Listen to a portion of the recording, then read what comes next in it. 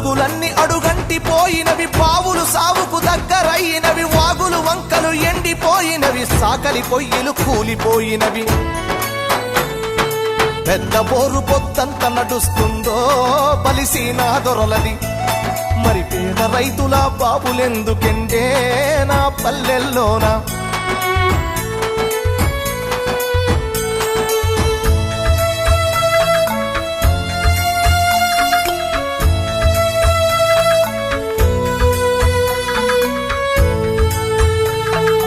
ఈదులన్నీ వట్టి వద్దులైనవి, ఈత కళ్ళు బంగారమైనది, మందు కలిపిన కళ్ళును దాగిన మంది కండ్ల నిండూసులయ్యినవి.